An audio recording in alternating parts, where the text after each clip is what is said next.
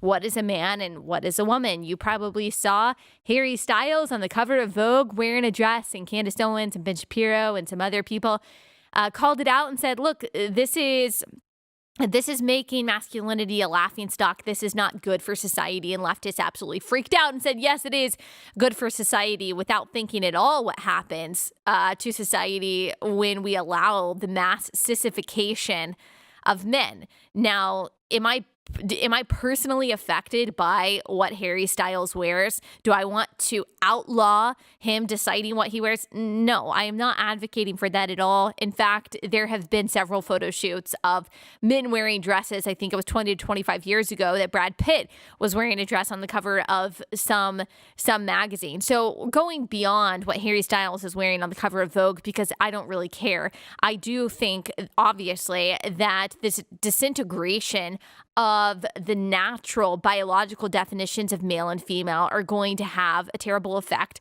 not just on individuals and especially children, who are always the most vulnerable to left-wing ideology, especially via teachers' unions and the left-wing organizations that target them, as well as ignorant and apathetic parents, but also to society as a whole.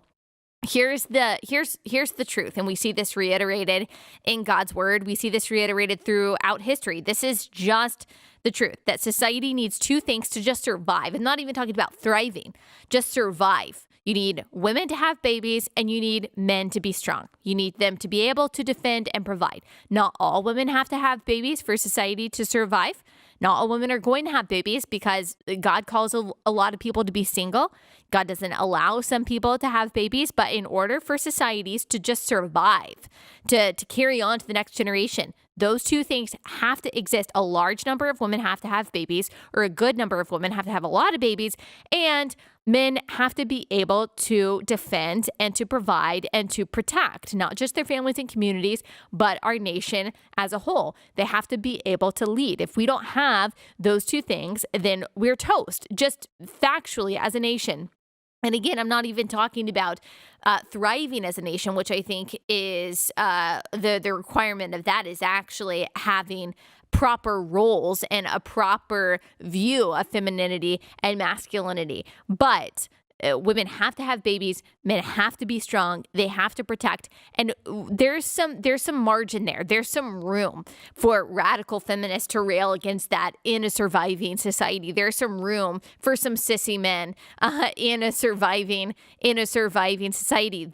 Not all men and women need to be the same and to have the same roles and responsibilities in order for society to survive. But in order for us to survive and thrive, there have to be enough women who embrace femininity in that way, and there have to be enough men to embrace masculinity in that way.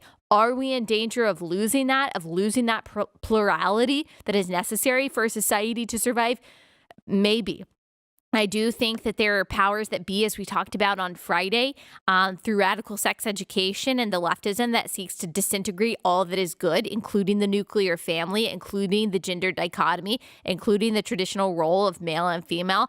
I do think that they are at work to break all of those things down, to make people isolated, to make people dumb, to make people sexually confused and messed up and mentally unwell and unstable in order to create an easy to control proletariat.